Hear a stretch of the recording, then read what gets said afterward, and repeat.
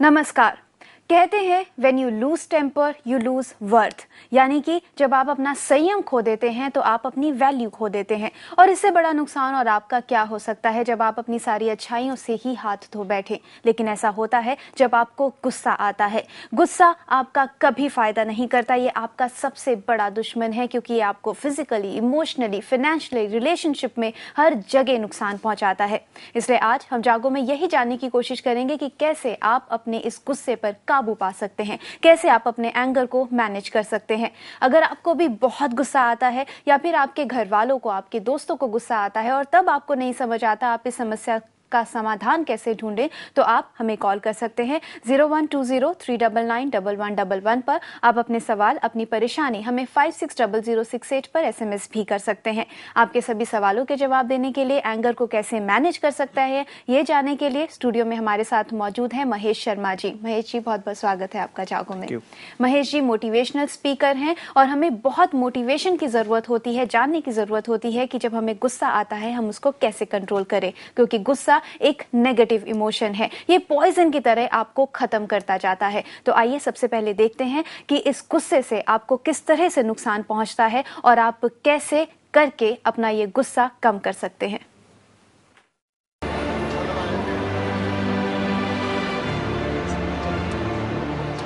जाम की वजह से ऑफिस के लिए लेट, बेवजह की रोक टोक, बॉस की डांट,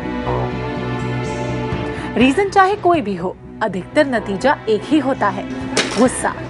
गुस्सा नुकसानदायक होता है, हेल्थ के लिए भी और लाइफ के लिए भी। ये पता होते हुए भी हम एक्सक्यूजेस देने लगते हैं कि क्या करें, गुस्से पर किसी का वश थोड़े ही चलता है। लेकिन क्या वाकई ये बात सच होती है? जब इंसान बड़ी से बड़ी चुनौती से पार पा सकता है तो फिर पल भर के इस गुस्से से क्यों नहीं? गुस्सा आना कोई गलत बात नहीं, आखिर ये भी तो एक इमोशन ही होता है। गलत होता है गुस्से को हैंडल करने का तरीका। हार्मोन्स के इम्बैलेंस की वजह से मूड स्विंग होना, काम का ज्यादा प्रेशर होना, ये कुछ ऐसे रीजंस हैं जो गुस्से को जन्म देते हैं। गुस्सा एक पावरफुल इमोशन है, इसलिए इसे हैंडल करना बहुत ही चैलेंजिंग होता है। जब भी आप कभी गुस्सा करें या आपको गुस्सा आ जाता है तो एक बार अकेले में बैठकर शांति से ये सोचें जरूर कि क्या आपने सही किया। अगर गुस्सा आ भी जाता है तो इधर उधर वॉक करना शुरू कर दें या फिर पानी पिएं। अपने व्यक्तित्व को कमजोर न बनाएं। अफर्मेशंस का सहारा लेकर गुस्से को काबू में कीजिए, इससे पहले कि वो आपकी खुशियों पर काबू कर ले।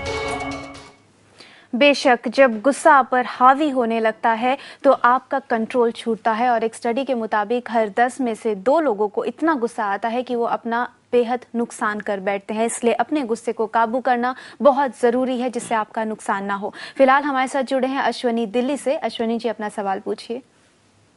Thank you. यदि कोई आपकी शराफत, हालात या ओल्ड एज जी वो आपकी वीकनेस मानकर आपका शोषण या मॉनेटरी लॉस पहुंचाए जी या आपकी पेशेंस टेस्ट करता रहे, तो आखिर बंदा एंगर किस हद तक कंट्रोल करता रहे। और ये मैं जानता हूँ sir, non violence doesn't always work but violence never does.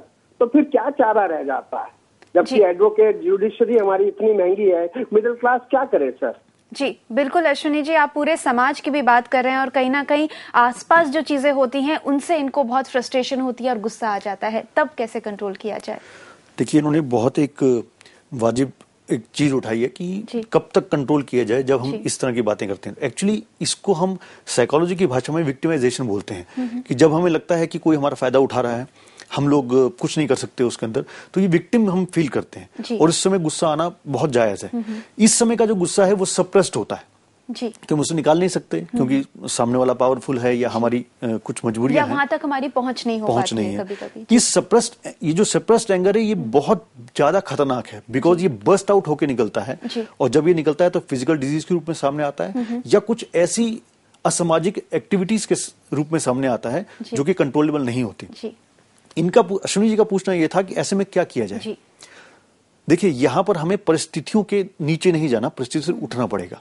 अगर आपको ये महसूस हो रहा है कोई मुझे फायदा उठा रहा है, तो यहां पर एक कॉन्सेप्ट है राइट ईगो का यानी कि मैं अपनी रिस्पेक्ट करता हूं, मैं दूसरों की भी रिस्पेक्ट करता हूं, यानी मैं किसी की डिसरिस्पेक्ट नहीं करूंगा तो अपनी भी नहीं होने दूंगा। इसको बैलेंस बना के रखेंगे तो you will get to know कि जब मैं किसी और की डिसरिस्पेक्ट नहीं करता और अपनी भी नहीं होने देता, उस टाइम पर मैं एक ऐसी स्थिति में आता हूं जब मैं चीज को रैशनल वे में देख पाता हूं। इस तरह की चीजों को अगर ये अपनी लाइफ में डालेंगे तो इनको पता लगेगा कि जो लोग इनका फायदा उठा रहे हैं एक्चुअली हम ही उनको शेयर देते हैं अपना फायदा उठाने के लिए।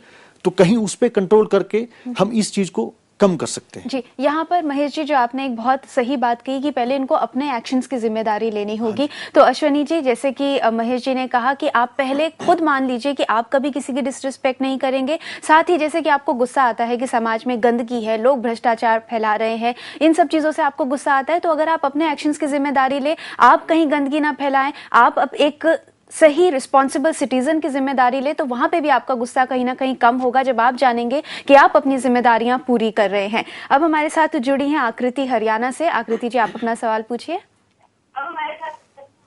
आकृति जी, आप सबसे पहले अपने घर के टीवी का वॉल्यूम बंद कीजिए।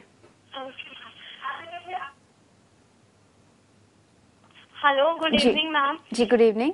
Good evening sir. Good evening sir, मुझे मेरा ये क्वेश्चन है कि मैं इतना ज्यादा गुस्सा करती हूँ कि अगर मुझे कभी कोई कुछ बोल भी देता है तो मैं इतनी गंदा वर्डिंग्स बोल देती हूँ, और मैं अगर सामने वाले की भी रिस्पेक्ट कर रही हूँ और अगर वो मुझे अब्यूजिव वर्ड्स यूज कर रहा है तो मैं कंट्रोल खो देती हूँ, मैं कंट्रोल नहीं कर सकती हूँ।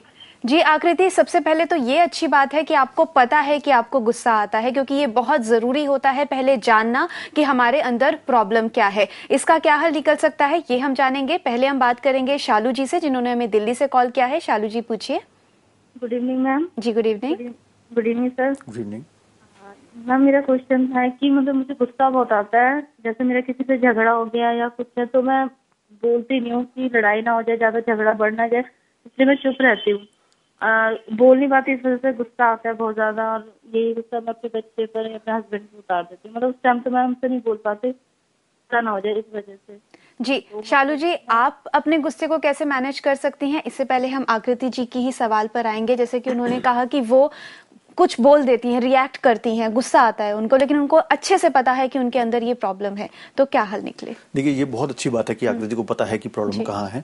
यहाँ पर इस चीज को बहुत ध्यान से हमें देखना है कि ये जो गुस्सा आ रहा है ये खाली उन चीजों से नहीं आ रहा जो हमें दिखाई दे रही है। इसका एक डीप रूट है, बहुत अंदर से कहीं ये हर्ट है या बहुत टाइम से ये सप्रेस्ड है, बहुत टाइम से अपनी फीलिंग को, इमोशन को ये नहीं एक्सप्रेस कर पा रही, और आज ये जगह जगह पर गुस्सा फूट के निकलता है। तो ये एक इवेंट नहीं है, एक जगह नहीं है। तो उनको मैं ये सलाह दूंगा कि वो एक बार अपने एकांत में बैठें और ये देखें कि आखिर इसकी शुरुआत कब हुई थी।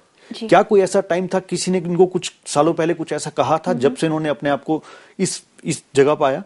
जब आप उस शुरुआत तक पहुंच जाते हैं तब आप अपने आप को वहां से निकालने की स्थिति में दूसरा कदम लेते हैं, जहां पर हम बोलते हैं इमोशनल चीजों को हम निकाल देते हैं। ये जो नेगेटिव इमोशन है, किसी के लिए हमारे मन में एंगर है, उस एंगर को क्लियर करना होगा, जिसको क्लियर करने के बहुत मेथड्स हैं, जिसको हम EFT के अंदर भी इस्तेमाल कर पाते हैं, और भी बहुत से मेथड है, होलिस्टिक मेथड्स हैं, लेकिन इनको प्रेयर्स बहुत हेल्प करेंगी, इनको थैंक्स गिविंग बहुत हेल्प करेगा। जब भी सुबह उठें तो अपनी दिन की शुरुआत ग्रेटिट्यूड से करें, थैंक्स से करें कि 24 घंटे और मुझे मिले हैं और इस दिन मैं अपने आप को बहुत अच्छा रखूंगी, खुद को कहीं भी हर्ट नहीं होने दूंगी और किसी को भी हर्ट नहीं करूंगी। जी, तो ये जो आपने प्रेयर बताई, ये सुनने में ही बहुत पॉजिटिव एनर्जी आती है। और आकृति, जैसा कि महेश जी ने कहा कि पहले तो आप ये जानने की कोशिश कीजिए कि इसका रीजन क्या है, कहाँ से शुरुआत हुई है। जैसे कि आपको प्रॉब्लम पता है और प्रॉब्लम का रीजन भी पता होगा तो आप इसका हल ढूंढ पाएंगे। और साथ ही हम आपको ये भी एडवाइस करेंगे कि जब भी आपको गुस्सा आता है, आप चीखती हैं, आप कुछ भी अपशब्द कहती हैं, उसके बाद शांति से ये भी सोचिए कि उससे आपको नुकसान कितना हुआ, आपके रिलेशनशिप पर कितना नुकसान हुआ, आपकी सेहत पे कितना नुकसान हुआ, आपका पीस ऑफ माइंड कितना खत्म हो गया। जब आप नुकसान को कंपेयर करेंगी अपने उस रिएक्शन से, तो आपको धीरे धीरे लगने लगेगा कि आपका एक गुस्सा आपको बहुत नुकसान पहुंचाता है और शायद आपका गुस्सा कम होने लगेगा। प्रैक्टिस कीजिए, प्रेयर करना शुरू कीजिए, देखिए आपके जीवन में जरूर बदलाव आएगा। यहां हम रुकेंगे एक छोटे से ब्रेक के लिए, जल्द लौटेंगे।